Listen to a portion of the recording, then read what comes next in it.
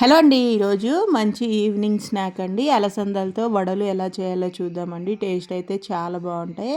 So process ఏంటో చూసేద్దాం వచ్చేయండి. ఫస్ట్ అయితే నేను 1 కప్పు అలసందలు అలాగే హాఫ్ కప్పు పచ్చిశనగపప్పు తీసుకున్నానండి. మీకు కావాలంటే మొత్తంగా అలసందలతో కూడా చేసుకోవచ్చు.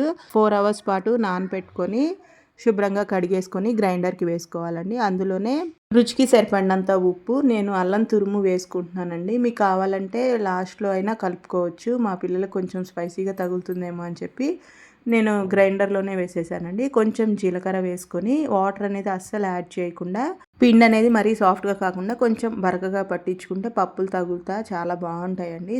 సో నెక్స్ట్ పిండి మొత్తాన్ని కూడా ఒక మిక్సింగ్ బౌల్లోకి తీసుకోండి. నెక్స్ట్ ఒక ప్యాన్ తీసుకొని డీప్ ఫ్రైకి సరిపడా ఆయిల్ని హీట్ చేసుకోండి. పిండిలోకి సన్నగా చాప్ చేసుకున్న ఆనియన్స్, కొత్తిమీర, పుదీనా, నేను కొంచెం పాలకూరను కూడా సన్నగా కట్ చేసి వేసుకుంటున్నానండి. మీకు నచ్చితే పచ్చిమిర్చి కూడా యాడ్ చేసుకోవచ్చు. సో కొంచెం పచ్చిమిర్చి వేసుకొని మొత్తం కూడా బాగా మిక్స్ చేసుకోవాలండి. నేను ఇక్కడ పచ్చిశనగపప్పు వేసాను కదండి, సో అందుకోసమని కొంచెం సోంపు వేస్తున్నానండి.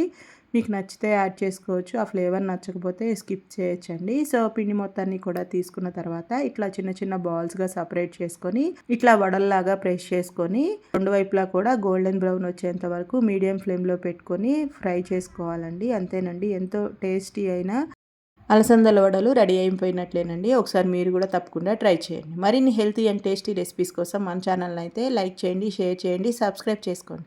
మీకు ఏదైనా రెసిపీ కావాలంటే కామెంట్ సెక్షన్లో కామెంట్ చేయండి. Thank you for watching.